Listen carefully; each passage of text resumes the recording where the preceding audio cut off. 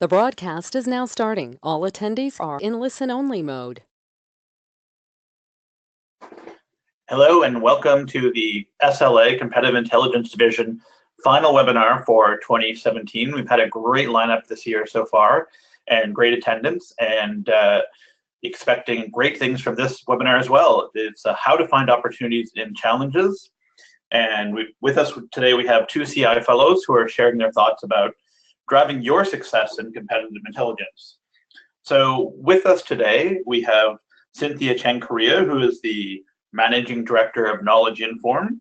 She's also chair of the Council of Competitive Intelligence Fellows and is the designer of and developer of the SLA's Competitive and Decision Intelligence Certificates Program, which is, if you want more information about that, it's actually on the SLA website. And also with us, we have Dr. Craig Fleischer, who is the Chief Learning Officer of Aurora WDC. And he is a widely published author and also has been a professor at a number of business schools throughout Canada and the United States. So with that, I want to kick this off and welcome Cynthia and Craig. Thank you, Jim, and thank you, Eric, in the background, who was helping us run this. I'm delighted to be here, and I think especially at this time, because one of the most exciting things that we can share with you is that the Council of Competitive Intelligence Fellows, is formalizing as an organization, and we're partnering with SLA. And in the slide that we've put together for the council, if we can jump to that slide, summarizes what we are, and we are a group of professionals who've been recognized by our peers in leadership in the discipline of CI. And what we do primarily is we're working in service of the CI professionals, to help serve as mentors and educators, and also in service to the profession itself as ambassadors and champions. And so we look forward to helping the SLA members and InfoPros and other folks in helping to bring CI into their practices and into their organizations. And so if you have any questions, please feel free, to ask us about this and how we can be of support. Now to kick this off, incidentally, I should also mention too that fellows are also working with the certificates program, and so you'll also find exposure to fellows there, and you'll find exposure to fellows at the SLA conference in Baltimore. So stay tuned for that as well. So this takes us to our program, and to kick this off, let's start off with the first poll. So Jim, would you like to take over and introduce the poll to everybody? Yeah, thank you very much. So we thought we would have some interactive opportunities for everybody. So with a poll, you'll see the questions on your screen. So in your opinion, is the future of CI and its practitioners A, very bright, B, bright, C, dimming, or D, murky? So you get a chance to vote on your screen there under polls, and they'll give you about a minute to vote. And yeah, and then we'll discuss the results when we're finished here. Hey, Cynthia, any idea what you expect the results to show? It's hard. I don't want to bias people, so I'm going to withhold this, and maybe I'll just send this to you via chat. Fair enough. So I will record this and I will send it directly to you. What I think the answer will be. And for what it's worth, we've been asking this question of folks through the years. I remember my very first CI research study was done back in the late 80s. It was published in 1989. It was actually the second one that Skip had ever published. And we had asked people back then, what did they think?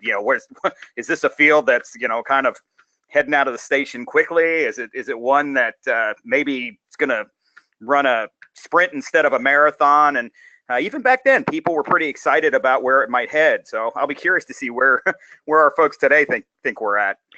Well, it looks like I was wrong, Craig. my guess was murky.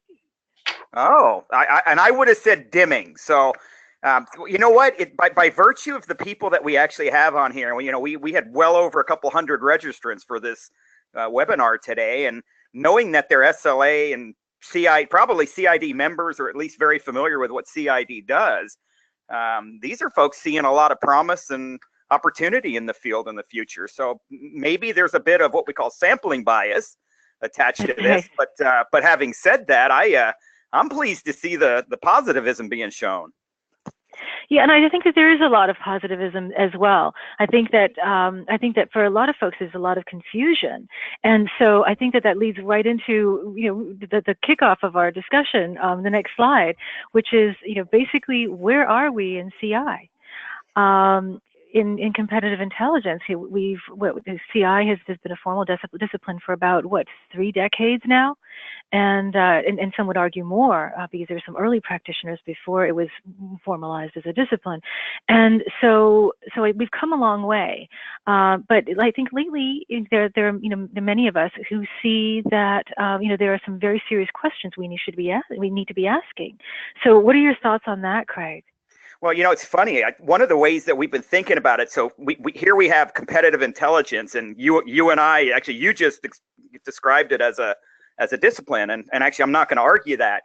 But many of us back in the day used to think that CI would eventually become a profession, and by virtue of being a profession, much like engineers or nurses or doctors, we would have a certain status out there in the public. And even going back to the early '90s, I started talking and identifying some of the characteristics that any truly well-established profession would have, and I've revisited that a few times over the years, Cynthia, and let me just give you a couple of those characteristics, and then we can kind of describe whether we think CI actually has met those or not.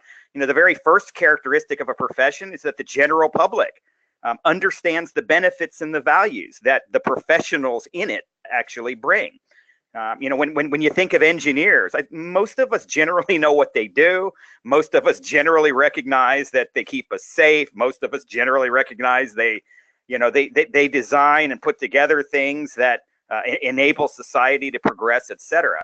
Then there's CI, and we'll get to that here in a second. The second thing is that there's a very clear and established body of knowledge. That's something that folks like yourself and me have been working on through many, many years. But any good field, if you want to become a professional engineer, for example, you have to learn certain things. You probably go to university, you probably take programs, and you probably end up having to take certifying exams that test whether you can master that body of knowledge or not. Another thing that's very clear in professions is kind of where they start and where they end. So their scope is very obvious to people. Engineers know what they do. They also know what they can't do or what they shouldn't be doing. Another area that I think is very clear is that there are very clear career paths within a profession. Engineers, obviously have entry-level openings when they get out of university and they first get certified, and they move up through their careers until they eventually become senior engineers. And there's a very clear kind of path. After a certain number of years and after you've done a certain number of assignments that you're ready to take that next step. So let's kind of bring that back around for a second to CI. Are we doing good against those criteria, for example? And my general view of it is that we fall short probably on all of them. Although I might make note that we have made some progress over the last 30 years towards getting closer to what I'd call professionalization, but I don't think too many of us out there would call this a profession yet, though there's no doubt that many of the people even on this call act professionally. Yeah, absolutely. And I think a lot of this, I think you summarized this beautifully, Craig. And I think a lot of this too is driven by what's happening in organizations. So when we're talking about CI practices and CI programs within organizations, much of these have become decentralized since the, say, 1980s and early 90s, where it's become, it's residing in various functions in the organization versus, being a standalone CI unit. And some of it, too, has also even become fragmented. And so I think that poses other challenges to us. I think there's also tremendous opportunities in that. But I think that it does create some confusion, and I think a lack of focus in terms of bringing this together into a more cohesive program or even a profession, because you have folks who are in market research who are interested in CI, R&D, info pros, obviously, and so you have various groups within the organization, an organization who's driving CI, and sometimes in tandem, sometimes even independent of one another. And so it's sort of like you blindfold a man, people, and have them touch elephants, and they will describe different animals. And so that's, I think, contributed to a lack of cohesiveness in our approach to CI over the years, despite our having created this discipline. So I think that surrounding a lot of these various questions are these drivers within organizations themselves, in the way that they want to invest in CI and how CI is even initiated within an organization. Yeah, I hear you, and it's not really a bad thing in my view that CI capabilities and competencies, and frankly, people that are performing it are spread out in organizations. I used to think, I suspect, like many of my peers, that we'd have CI departments and they'd be formalized and they'd probably be centralized, and we can go on and on from there. That's what we used to think, maybe made sense, and we went through cycles of whether that made sense or not. The fact that there are people doing it is really good. The fact that they might not be in a dedicated department isn't necessarily problematic. I think one of the realities that we've seen in terms of where we're at, and maybe also where we're going, is that a lot of organizations have recognized for CI to actually deliver value, you got to have a lot of people doing it. And maybe it's 1/10 of somebody's job description. Maybe it's 1 out of 20 tasks that are that they're hired to do. Maybe they're a product manager, maybe they're an R&D person, maybe they're an engineer, whatever they happen to be. But they may just do, 1 thing a week, 2 things a week, maybe it's once a month, but they at least understand what CI is.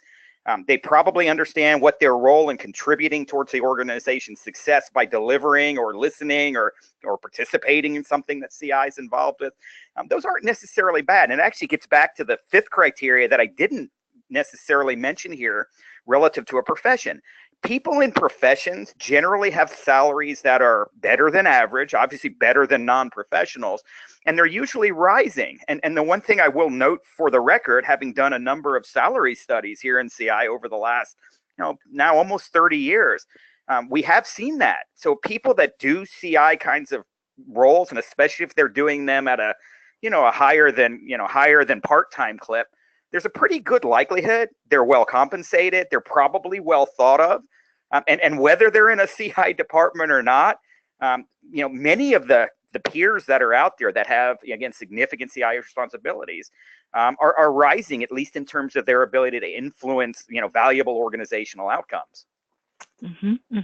Absolutely. And so I think that this brings us to the next slide, which asks another key question, which is, I think we just skipped over the question. If we back up one, so what's up ahead over the horizon and around the corner?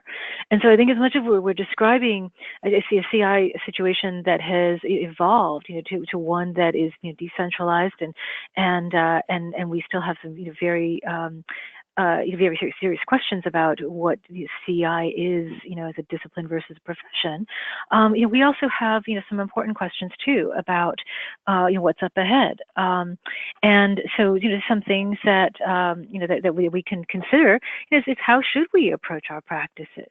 And I'll just kind of throw out some topics, for the audience to consider, and then, obviously, Craig will, and I will be speaking on this. But technology is one, and also how CI can integrate with other disciplines, or is it disintegrating, as Craig had asked in offline.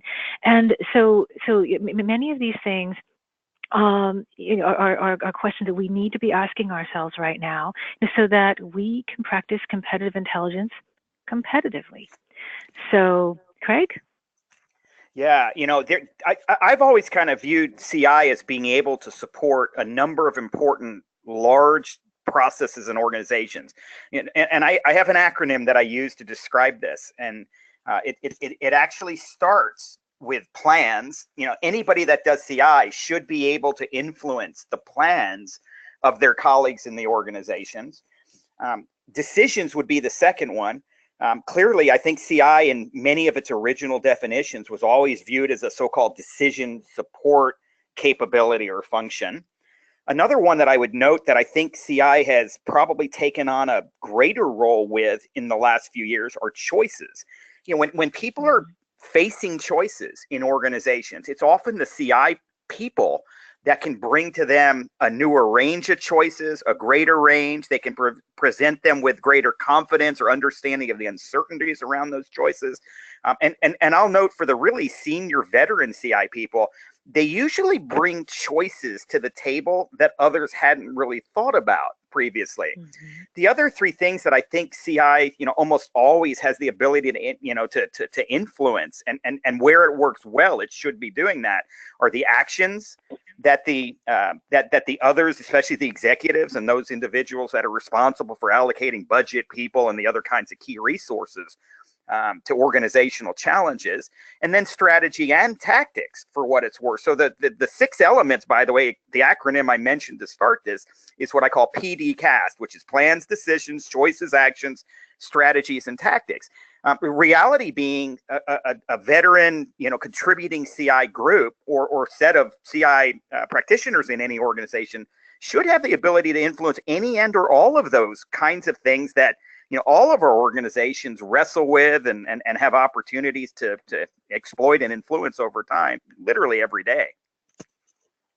Yes, and I think this speaks to the fact that it's important for us to not think about competitive intelligence, as just a singular practice too, because it's one of the reasons why in the certificates program we've expanded the name of the program to competitive and decision intelligence, because what we find, and for any practitioner who understands this, we're not solely trained on the competitor and or necessarily on competition. Many of these tools allow us to work cross-functionally within the organization and to influence decisions and to inform decisions, regardless of whether or not it is strictly competitive focused, because many of these tools are transferable. And so if we look at it from that perspective, it really is more of an integrated approach across the organization. And this itself can help to penetrate the silos that could naturally occur when you have competitive intelligence popping up in various departments and wanting to work as standalone units. And this can occur too, even without a strategic layer to CI. If you have these groups sharing this awareness and opening themselves up to working together in a more cohesive fashion. Yeah, I love the way you phrase that. Helping our organizations to be more competitive. This is something that any CI practitioner should be able to do. I do think early on, most of the people outside of our field used to think that CI people, were really only focused on competitors. And the reality of some of the early titles of the field, even the SCIP, which would become the competitive intelligence practitioners and move forward. Originally, it was competitor, at least in its first couple of years, and then there was the recognition that no, it's about competitive. But more importantly, a really good set of CI practitioners in any organization should influence, at the end of the day, that organization's performance in the marketplaces that it chooses to be in, and therefore will be important. And we use terminology a lot at our company. We call it the G2.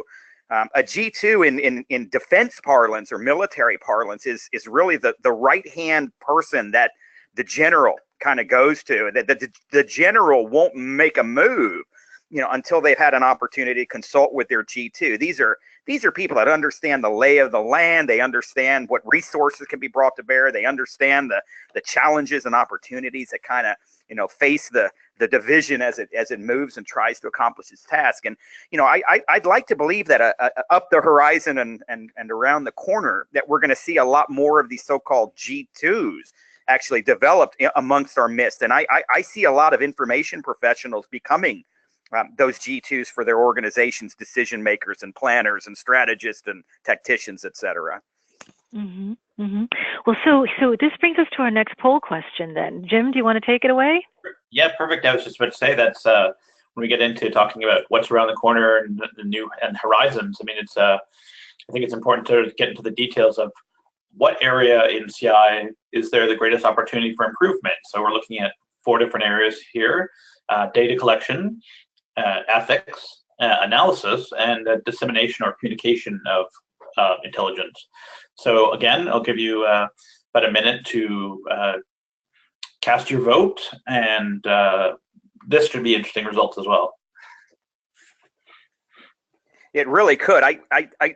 I know we threw a wild card in there. I don't know if people will know what that is, and I don't want to necessarily bias any of the respondents either, but one of these is a bit of a grapefruit among apples here. So I'll be curious to see what happens, because that grapefruit and that wild card that we threw in there is one that actually I might view as being the greatest opportunity. But let's see what the audience says. Yeah, I'm delighted that you threw that in there, actually, because I agree with you. I do think that it is the greatest opportunity, especially for those of us who've paid attention to the news. Yeah, strangely enough, absolutely, I'm with you. And it's perennial. It's a perennial concern. Yeah, it is. It's funny that grapefruit that we're referring to, we'll identify here just momentarily. I cannot go out into a public speaking opportunity. I can't get 5 or 10 minutes into a conversation where questions around that won't arise from the audience. So it is perennial. It isn't going away. It is something that I do believe that practitioners in this field have wrestled with. Actually, I don't think you can be in this field for any extended amount of time and not wrestle with this one. So we'll see. No, and in fact, and we're talking around this a whole lot. Well, actually, Jim, did you want to say something, or Eric? Yeah, I just wanted to say we're going to start closing off voting. So if you haven't had a chance to vote, cast now or forever hold your peace, and we'll just show you the results here and see what comes up. Terrific. This is so interesting, Craig, because we've been talking around this, and now we see the results. And I should mention, incidentally, ethics is a very hot topic in the CI, the intro course for the CI certificates program that we're running this month.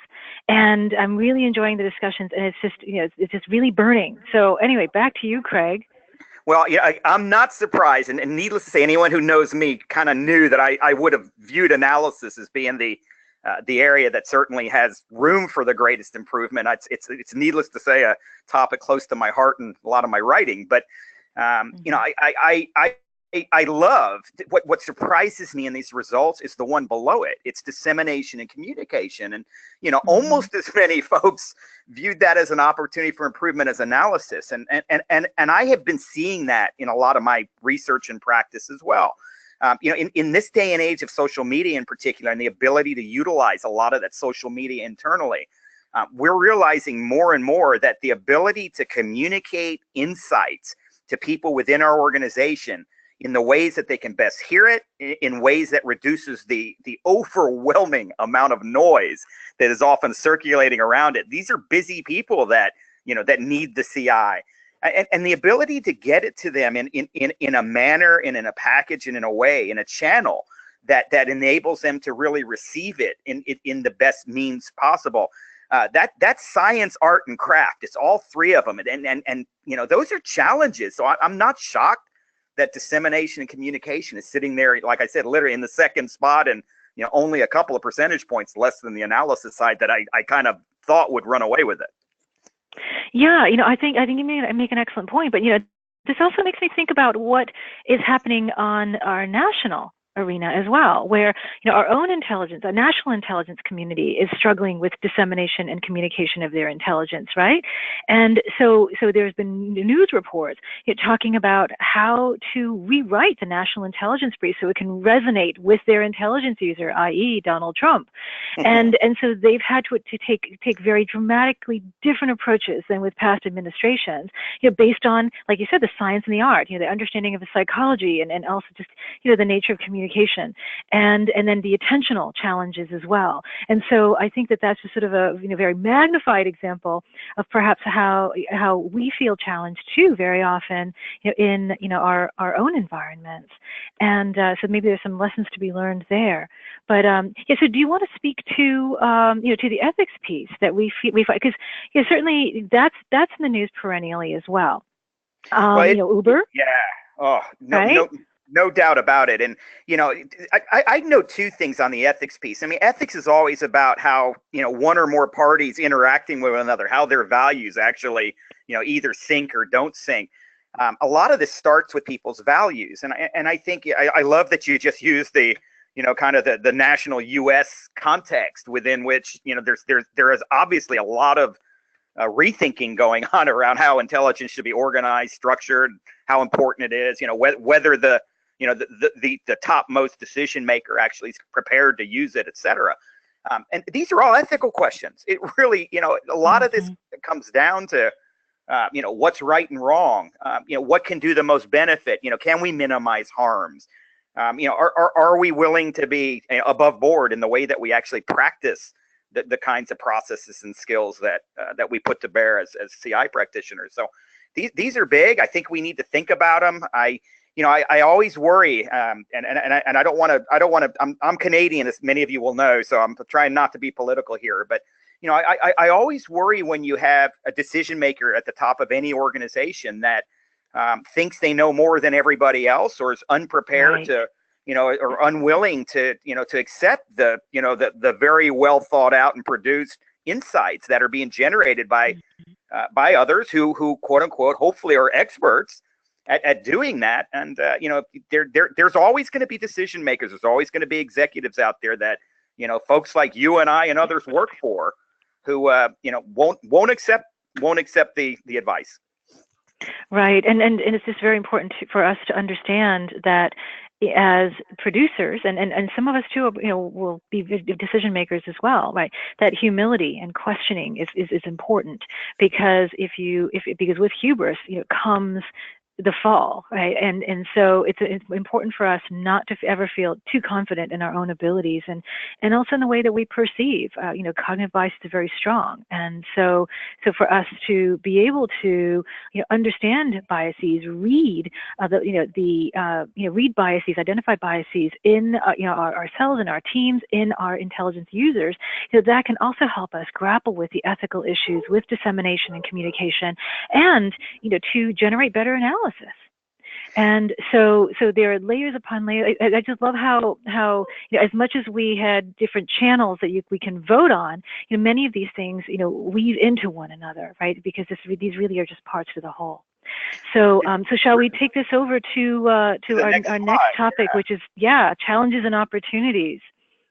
So this is one of those areas, and one of the things that I find, again, veteran CI practitioners do really well, is they know what they don't know, and this is a really critical facet for me. They know where their insights stop. They know when to stop their analysis. They know when they've reached a level of confidence that, again, under reasonable resources and capabilities that are available is a place to stop. Quite often executives don't know what they don't know. Quite often they don't know what they know. And even if they could share that with people, there is that hubris you were just talking about. It's rare for me to find an executive out there that, that says, hey, I'm blind on this one. I don't know it. Many of our executives today are really good at do-it-yourself CI, DIY CI as we call it. They'll go out, they'll make their calls, they'll have their golf games, they'll go out to lunch. They've been doing it so long and been so successful. They get into that mindset that, that it's always going to be that way. And the reality is, for those of us in CI, those are some of the hardest people in the world for us to properly support. It's not easy. Right, and I think understanding how they think, understanding what their biases are, for better or for worse, allows us, to reach them.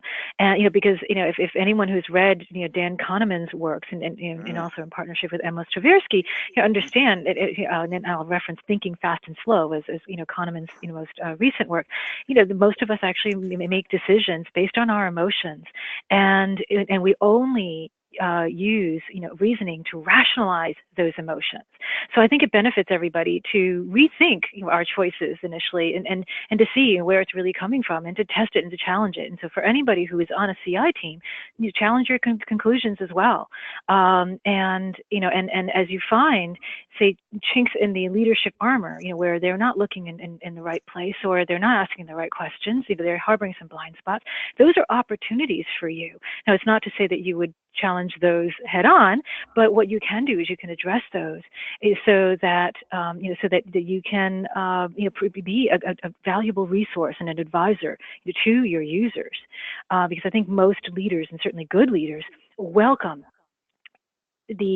welcome people opening their eyes and pointing them to new possibilities so that you can minimize surprises. And so I think like you've mentioned, being aware of what you don't know is really, really important, and that's something we should be doing iteratively on every project and with our users as well. Cynthia, when you brought up the Nobel Prize winner of 20,001 or 20,002, and of course that's Dan Kahneman. This year's Nobel Prize winner was Richard Thaler. He's known as a behavioral economist, and I think a lot of his views, which are now obviously being recognized for the prominence that they probably deserved many years ago, the idea that we don't act rationally, the idea that this view that we're just going to act logically, that that we're going to understand and know our assumptions ahead of time. Thaler and others, that I think Thaler being the best example of this, has really shown that these just don't hold to be true. People often make the same mistakes. They often don't understand their own assumptions. They often don't interrogate their own assumptions. Many of us are not introspective, and it affects everything that we do in CI. I mean, one of the truisms that I think in business that's held for many years, the customer always knows what's right. Well, any of us out there in the real world of markets and industry and certainly trying to satisfy customers know that the customers often don't know what they know, and they often don't know what they're going to choose. They often change on a dime's notice. Customers can be very easily informed or frankly manipulated. I hope businesses don't try to do that frequently. But the reality of this, the reality is, CI professionals, I think, get that better than anybody else. They get that people aren't going to be rational, and it gives us an opportunity to work with our colleagues in other areas. Because there's going to be lots of uncertainty and risk around the things that our businesses and the choices that our businesses are going to make in terms of how people react. So this is a good environment to be a CI practitioner in many respects. The opportunities for us to make a contribution in a world where there is no shortage of uncertainty, no shortage of risk, or any of the so-called VUCA elements. This is a good time for us, and I got to believe it's not going to get it's going to get better in terms of the volume of opportunities in the years to come. Absolutely. I think as long as we know how to identify and harness them within our environments, and also broadly speaking in the discipline, because as you well know, behavioral economics has been around for quite some time, and I think it really hasn't been harnessed very well within the CI space. I think perhaps individually and in spots, but I think we can certainly do a lot more in terms of enhancing our own practices and working on this collectively as well. And one of the things we mentioned, Thaler, for those, some of you may have already read this book, but I know we're in a group of info pros. So the book Nudge is, one of his most famous books. Yes. Yeah, it's brilliant. And then, and the other that I want to mention too is, Philip Tetlock. If you really want to geek out over this sort of thing, Philip Tetlock's Super Forecasting. In that book, he and his co-author basically outlined, I think it's like 11 points that you should be thinking about, including things like constantly challenging your assumptions and looking outward. And these types of things basically disrupt our practices enough so that we're never too comfortable in the way that we're practicing. We're always seeking new challenges, new opportunities, new ways of thinking, so that it actually helps us produce better outcomes. And in some ways, I think more confident outcomes is, as we're shaking ourselves up, right, in terms of our own assumptions. So I just want to mention those as additional resources for those of you who want to explore that. And then it is maybe on the pop level, if you want some light reading, that Dan Ariely, he's written a series of books, and those are actually are quicker reads than most of those if you want to just kind of dip your toe into it. I love it. And Cynthia, you gave a perfect segue to the next slide, if we can bring that up. And that's this question of, so what are those best, you were talking about practice. What are those best practices? And, do we know what they are? And by the way, if we do know who or what they are, should we be studying them? Should we be importing them? Should we be using them and applying them to our own businesses? And, this is an area that I think you and I and some of our colleagues as well out there have been studying for years. And, I don't think a week goes by where I don't hear somebody, and whether it's an information professional friend of mine or a colleague out there in the strategy or maybe even the product management or development world, that kind of want to know, what are those CI best practices? What's your thoughts about these? Are we, do we know what they are? Should we be adopting or adapting them? Mm-hmm. Yeah, absolutely. And you and I have certainly had conversations about this, and I think that if we are slave to the best practice, then we're missing the point of CI. In intelligence, as you also recognize, Craig, we really want to do what's right for our own organization. And so the way I see best practices is that they can be useful in broad applications. It's a broad concept. So, for example, I would say that you should adopt creativity, right? Continual learning, questioning, those types of practices as best practices versus I need to have XYZ tool or function within my own organization because someone else has it, right? Absolutely. Yeah. And you get to something, I hear again, a week doesn't go by where somebody doesn't ask me. So, we think we need to be doing CI, and, we think that our competitors are doing it.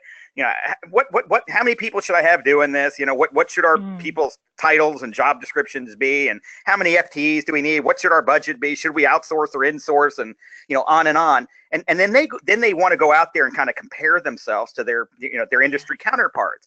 And when I hear those questions, when I get those questions, my initial and usually quick response is, well, why are you looking at what these other folks are doing? Because the reality is, are they doing it well? Well, you probably won't know it. But if they really are doing it well, you absolutely won't know it. If they're doing it badly, you certainly don't want to copy them. And just because they have 5 or 6 full-time, CI practitioners, what does that mean for you? It could mean absolutely nothing, because what matters to you is your strategy, which I hope is unique and uniquely valuable and rare. What should be mattering to you is making sure that you're getting the appropriate kind of value and support for the resources you're about to invest, and that it actually helps you to do and take unique actions out in the marketplaces and relative to customers that you're serving. So why in the world would you want to benchmark, other practices or even so-called best practices, if indeed you can identify them, from others in your industry? Absolutely, and that's spot on. I think alignment to one's own unique needs and resources is more important.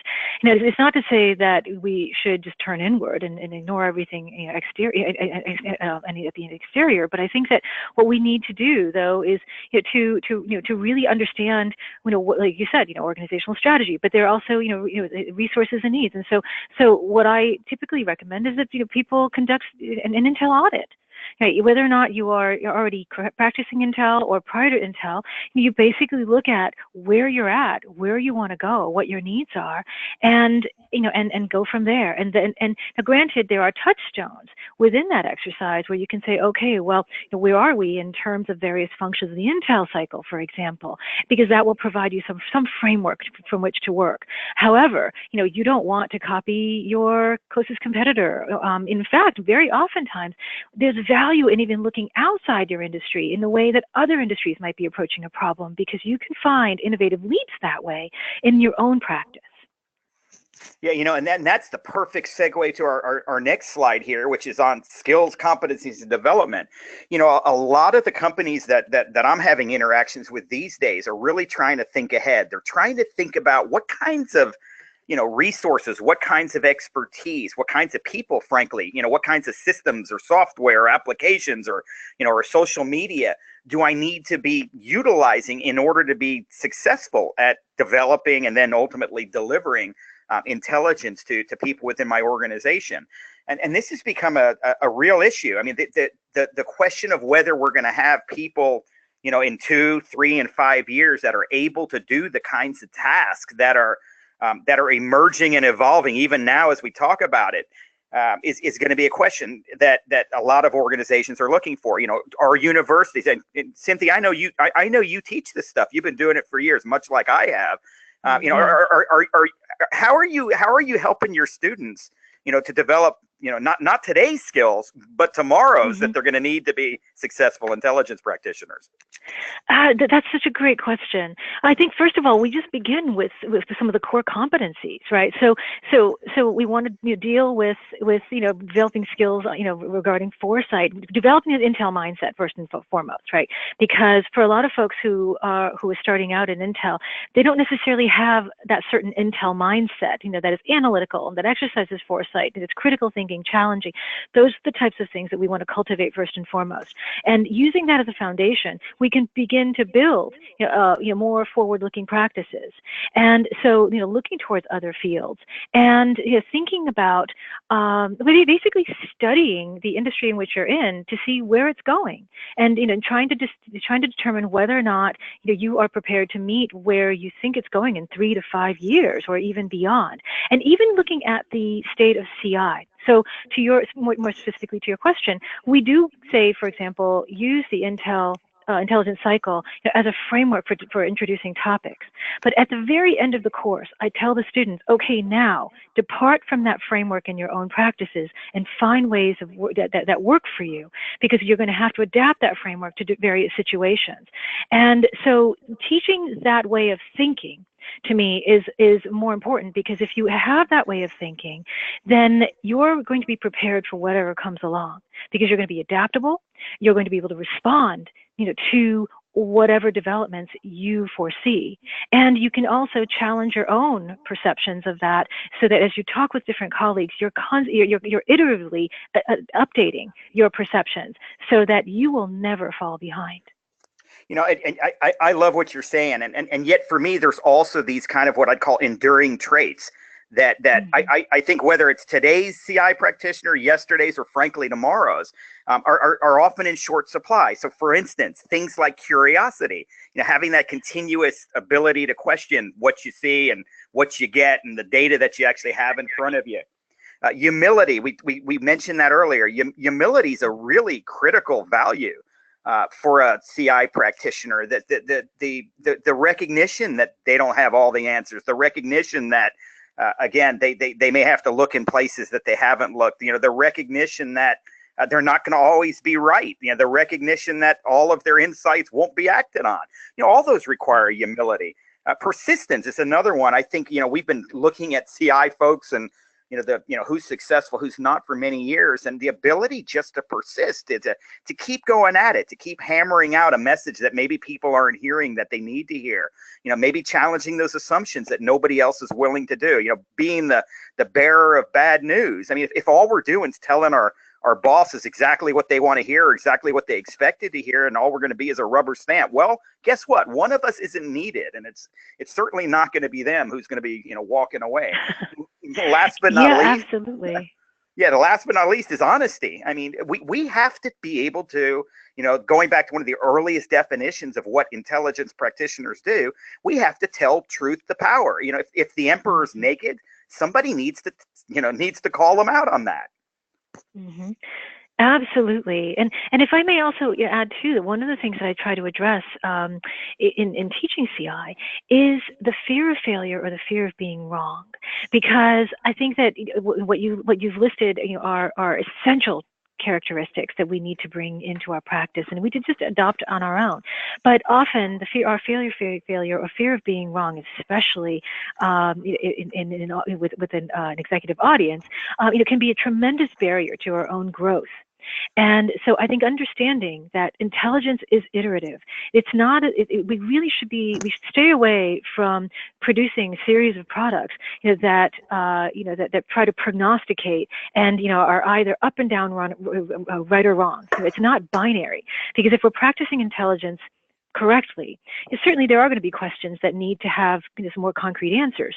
But what we also want to do is we want to generate products and understanding that evolve over time, because businesses are not static. And so if we understand it from that perspective, then we can make adjustments so that we're not putting ourselves in a position of being right or wrong. We're just constantly in growth mode and in understanding mode. And if we can work with users that we can also help to train, in thinking in this way, then I think it just makes for a much more robust practice and robust organization. Well, it does. It reminds me of the title of a book that we had written out of the Competitive Intelligence Foundation about CI in the gray zone. And we were really referring there to ethics and values and things like that. But, there's another gray zone that I think all of us probably see each and every day as we do our work. And if I might, Jim, if we could move to the next question, I want to look at one of those gray zones, which is how does CI relate to some of these adjacent fields that we're in? And we've got a polling question that Jim, if you don't mind, if you go ahead and launch that one, we'll see how people kind of see CI fitting relative to some of these other emerging fields. Well, yeah, I think you're absolutely correct. I mean, the adjacent fields are going to make some serious impact, and CI can contribute to that. So the question then being, which adjacent field will impact CI the most in the next 5 years? Artificial intelligence, social media intelligence, big data, or machine learning? So I'll give you a minute to vote. And we do recognize this is tech focused. There are certainly other adjacent fields, but these are some very hot topics that we do want to address in this session as well. So. Yeah, I'm hoping none of these terms are coming up as novel to any of the folks in our audience today. I kind of doubt that they are, but the question of which of these actually we have to interact with on a more regular basis is the bigger one here. Mm-hmm. Yeah, and this question of impact is one that I'm asked constantly. I'm sure you are too, Craig. I think people are really wondering. It's one of the murky. Going back to our very first poll question, it's one of the murky areas that people are struggling with in CI. No doubt about it. Just a few more seconds to vote. So if everyone's had the chance to vote, we'll just close that off. Wow. Huh. So artificial intelligence came out first. I'm not shocked or surprised. I can tell you, Cynthia, from experience this year in particular. So I as you might imagine, I go out and speak at a lot of different conferences, and many of these are kind of industry focused. And as we talk about CI topics, I think the area that at almost every one of those conferences we manage to get into is AI and its impacts. And that's because I think in many respects, the view that we're going to have organizations using products that are essentially doing CI in many respects on customers and on their clients, and not having the intervention of UI or or analysts or human practitioners. The fact that chatbots or other kinds of technologies actually are going to quote unquote do the thinking for us. That has a huge implication on our jobs, on our organization. Does. Yeah, and every day it seems that there's news about this AI development or this machine learning development in particular.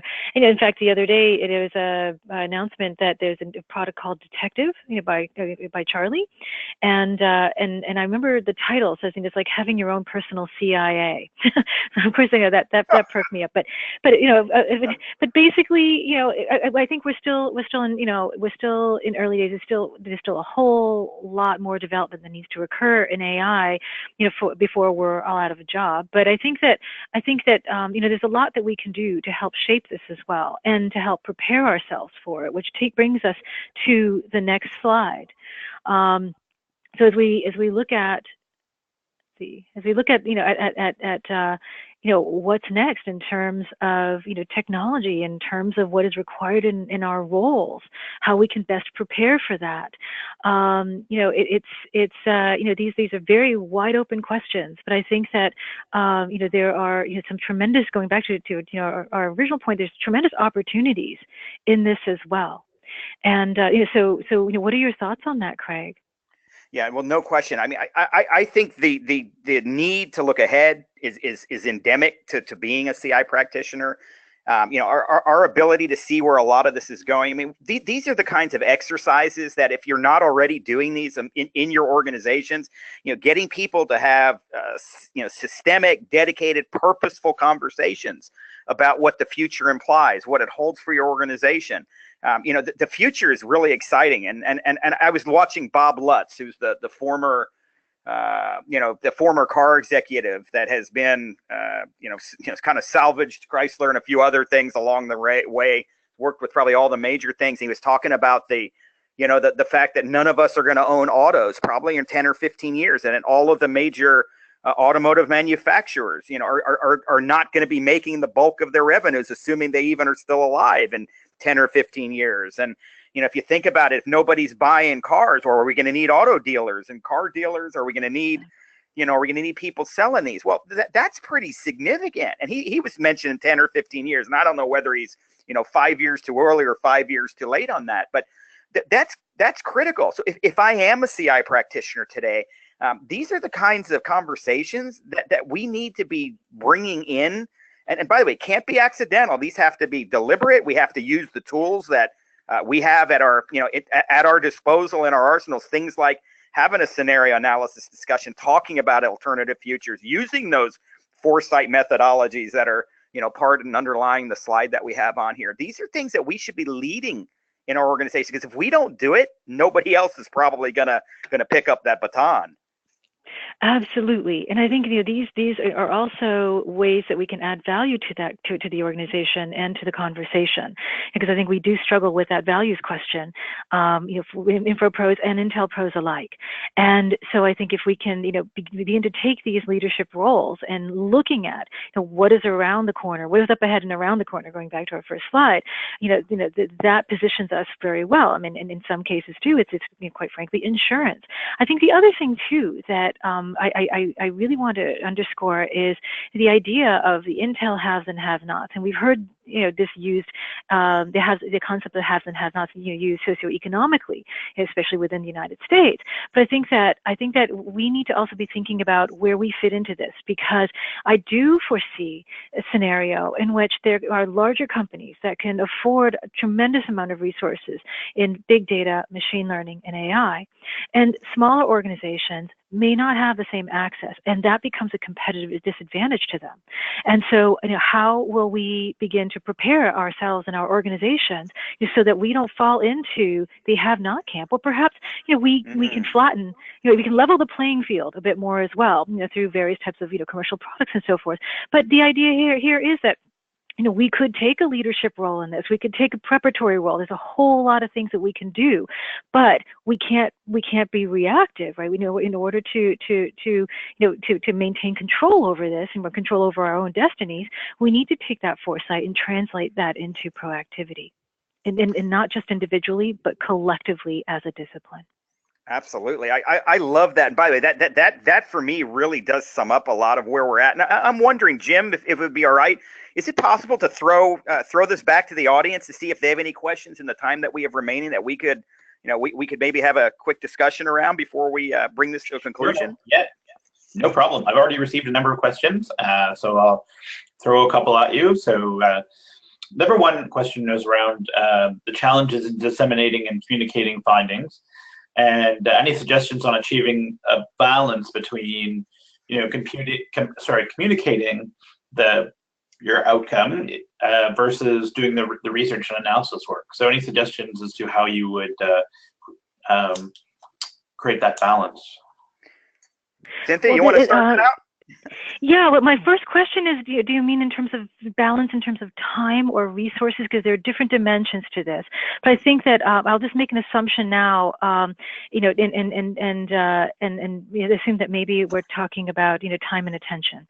And so I think that first and foremost, we really have to have an understanding of what we mean to produce in a given project. So inherently, we don't want to be research focused, right? Research is only in support of that outcome that we need to generate. So that's what I want to emphasize. And for those of you who are aware of this model that was put together by the APQC a long time ago, the emphasis is really 40% of our efforts, generically speaking, right? Because it's all, each project is unique. It should be on analysis. And the research side, and that's split between literature research and human research, is really about 20%. So it's actually quite low. So I think so right away we need to think about research only in support of analysis of the intelligence of the outcome. And then from there, it's important for us to think about how we want to communicate that. And that needs to be resonant. There's a whole lot that we can say, we're only scratching the surface here.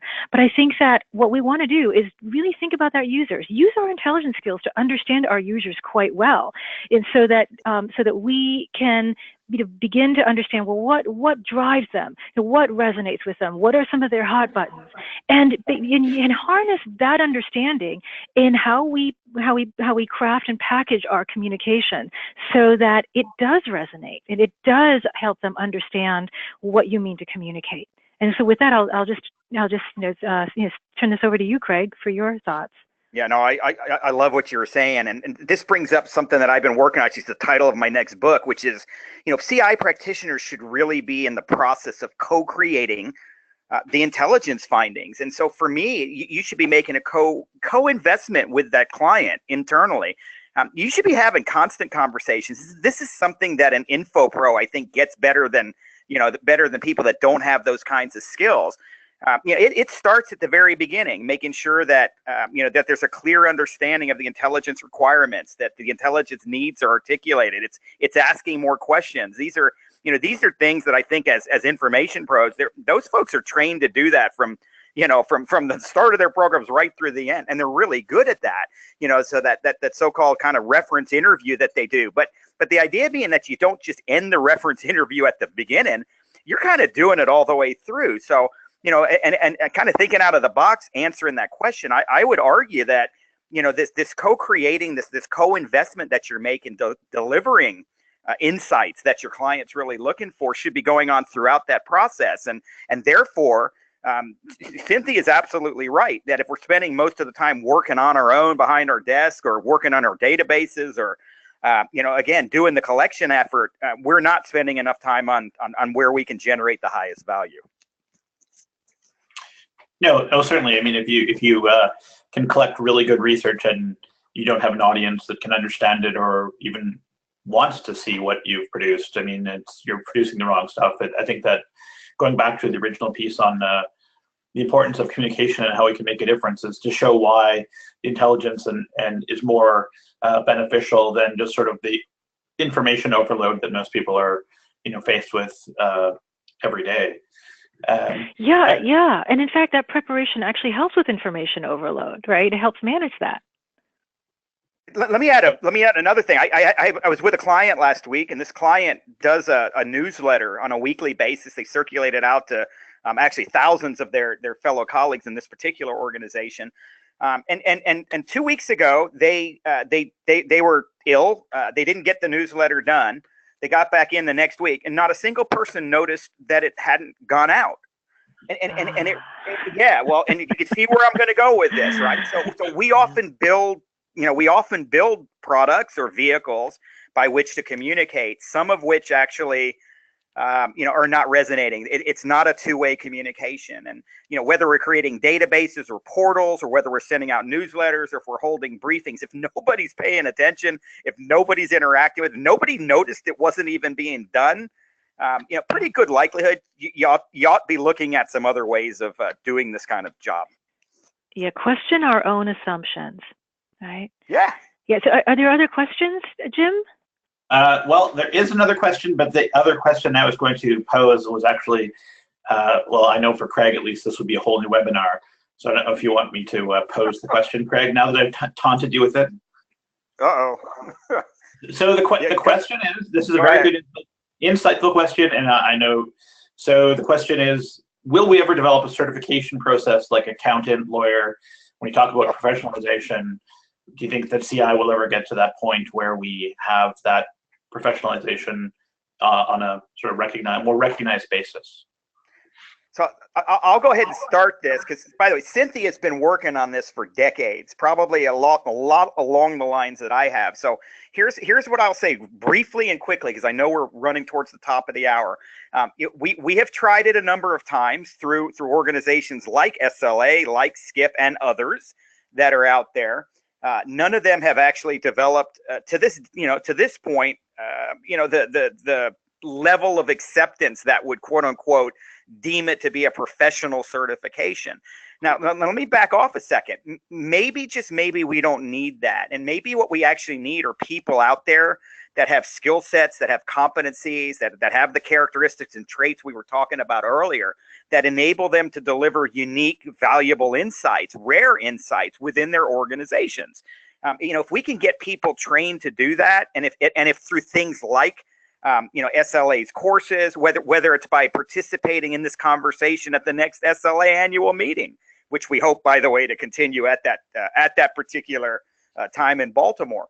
If people have to be able to self-learn a lot of this, they have to be able to occasionally go get courses in CI and adjacent areas. They probably also have to be very, very keen and aware of the opportunities that they have within their organizations. It probably won't be for CI training, but it's going to be for other things. The goal for me, and what I would tell any practitioner that asks that question is, you're never going to be defined by your certification, and actually you probably don't want to be. You probably want to be defined by the value and the benefit the net benefit that you can bring to your organization that's going to employ you, whoever that is. And as long as you're able to deliver that benefit over time and do good, you're not going to have to worry about letters after your name.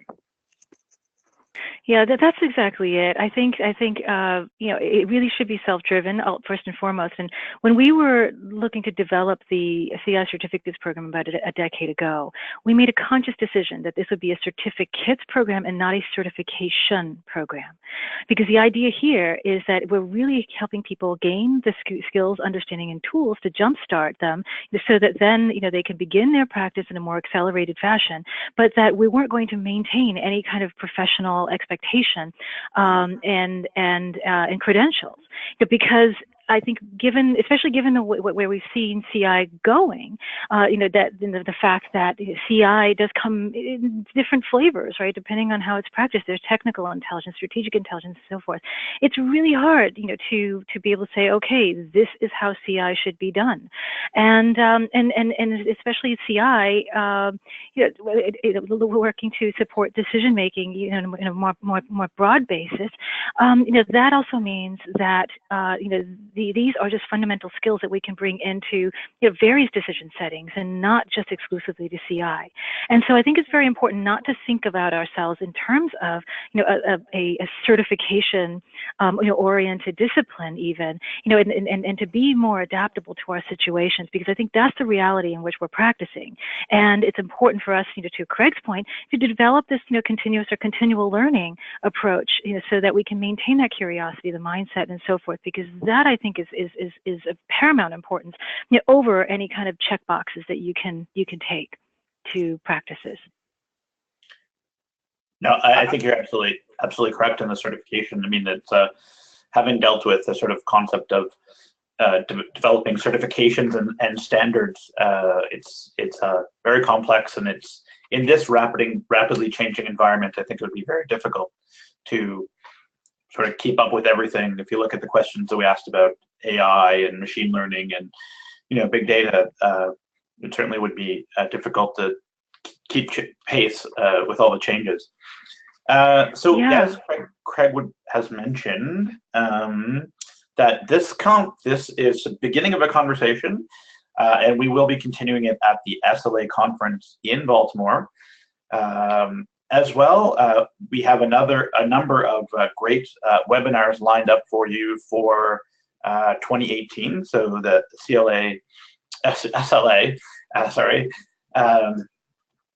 the SLA Competitive Intelligence Division will be providing a number of webinars. So stay tuned to your mailbox. So we'll be having a number of webinars coming up in 2018, and as well as earlier mentioned, there's the intelligence and decision-making certificate, and check that out on the SLA website. And hope everyone enjoys their days. And thank you very much, Cynthia and Craig, for your wonderful discussion, which I'm sure we can continue all day, but cognizant of time, we'll end her there. Yeah.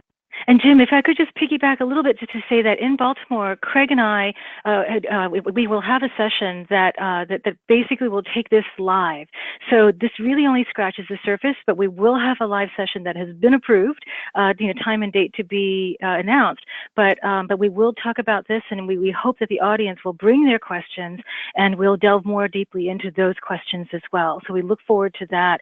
And the competitive and decision intelligence certificates will begin its full set of courses starting in January. We have a kickoff now in November, but we'll repeat the introductory course in January again. So we hope to see some of you there as well. So thank you all. Thanks to Jim, CSCI Division, and Eric as well. Great, thanks. Thanks everyone, and looking forward to seeing everyone in Baltimore.